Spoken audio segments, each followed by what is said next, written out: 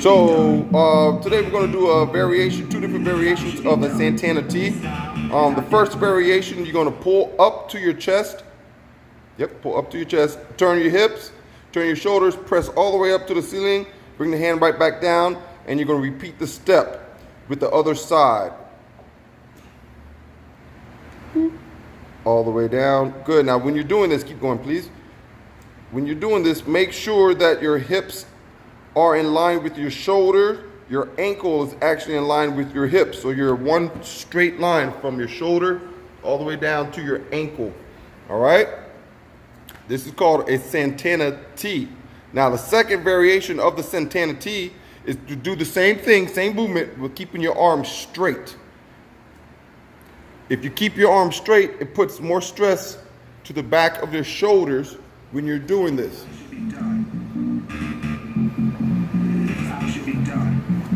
Exercise is a plank row. Push-up position, grab the dumbbell, pull it towards your side, towards your hip, and repeat the step with both sides. Once again, make sure that your body stays in line from your shoulder all the way down to your ankle. Do not have your rear pointing up in the air, all right? Plank row, you're going to alternate sides, back and forth. Very important when you do this, you want to try to keep your hips from moving back and forth. Engage your core, keep your hips from moving back and forth. This is your plank row. Next exercise, another variation of the plank row. We're going to do a plank row with a tricep kickback. So you're still in push-up position, plank row, and extend the arm all the way out, bring it back in and down. You want to repeat the step with both sides, all right? Once again, making sure your shoulder to your ankle is straight, all right? When you pull, you want to make sure that your elbow goes above your back and stays above your back, and then extend the arm. This is called your plank row with the tricep kickback. Once again, make sure that your hips are not twisting. Engage your core. Try to make sure your hips are not twisting as much as possible. All right, our next exercise is going to be a Romanian twist. Make sure that you're pivoting on your rear, feet are off the ground. You're going to rotate from side to side. When you do this, make sure your shoulders are turning, okay? Not just your arms. Make sure your shoulders are turning. We're going to make sure that you twist as far as you can to the side with the object in your hand that goes past your hip. Not in front of your hip toward your thigh, it goes past your hip. These are going to be your Romanian twists. If you don't have a medicine ball, you can do the same motion with the dumbbell from side to side. Another variation, same exercise. If you don't happen to have weights or a medicine ball, you can do the same thing, twisting with no weight in your hand. Just make sure that you're twisting with your hands all the way around. Again, feet off the ground, shoulders are turning side to side. All right, so our next exercise is going to be bicycle kicks. When we do this, you want to go opposite elbow to opposite knee. Opposite elbow, opposite knee. Your opposite leg should be straight and extended down toward the floor, not up in the air, down toward the floor. I don't want you touching the floor, but make sure that you extend the leg all the way out toward the floor. So the other variation of the bicycle kicks is in a pivot position, V position, opposite knee, opposite elbow, same thing. But if you notice, your back is off the ground. You're in a pivot position on your rear, on your glutes. And once again, opposite knee, opposite elbow, opposite leg extends all the way down toward the floor but does not touch the floor. This is a little harder variation of the bicycle kick. All right, our next exercise, we're going to do the double leg V-up with the assistance of a medicine ball. If you don't have a medicine ball, you can use any type of weight at your house. It can be from a can of beans to pasta, anything, okay? So we're gonna do double legs at the same time. You're gonna start with the ball or the item in one hand, bring both knees up to the chest, go underneath, all the way around, and back down. Make sure you wanna come all the way out to a flat position after every time. If you notice, we're only going in one direction. One direction. You will do a certain number in this direction, and then you do another number in the other direction.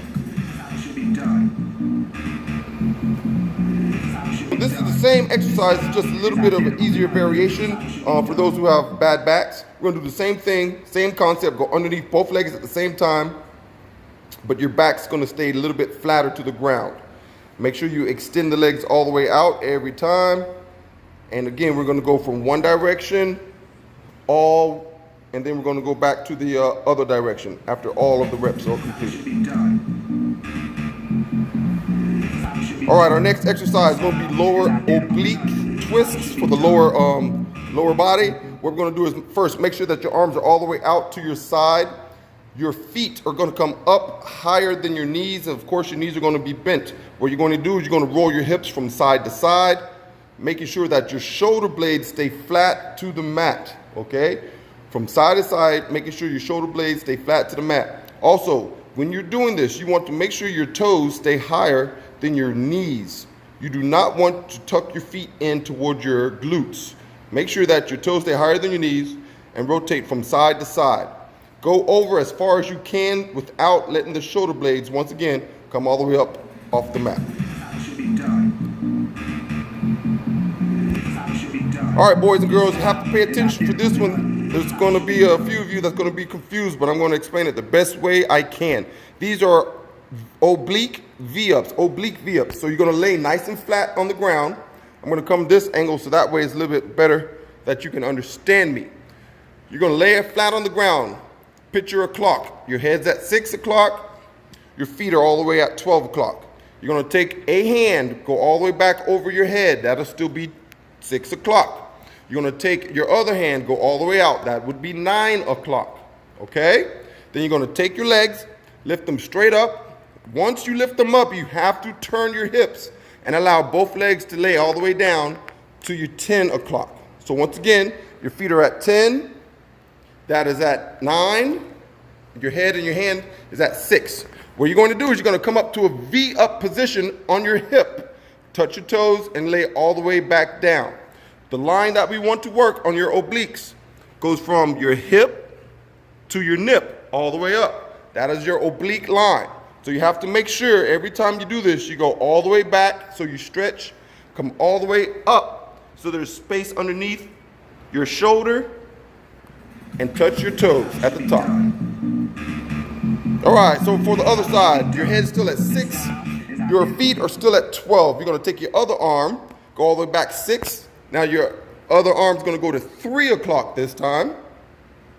All right, you're gonna lift both legs, come all the way up, make sure you turn your hips, allow your legs to roll over to 2 o'clock.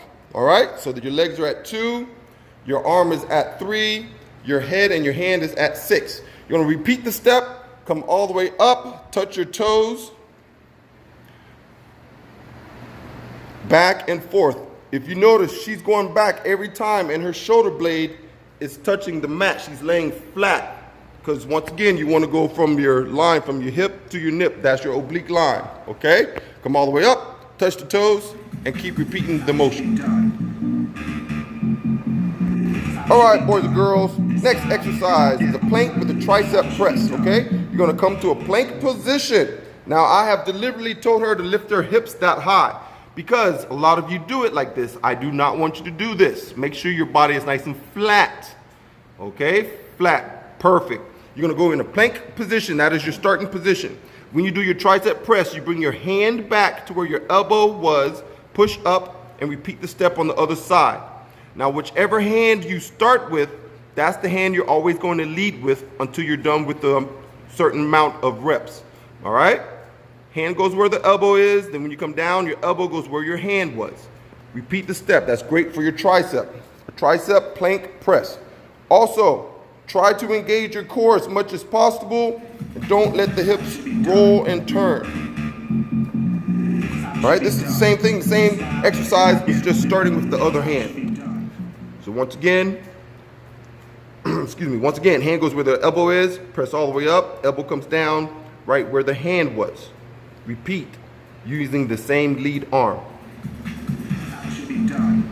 All right, next exercise, plank hip roll, Go to your plank position, starting off to your plank position. Once again, Now for this one, you deliberately want to lift your butt slightly higher. You're going to roll your hips from side to side. Make sure that you try to get your hips to go as low as possible. You lift the butt, drop the hips. Lift the butt, drop the hips. Make sure that your forearms stay flat to the mat.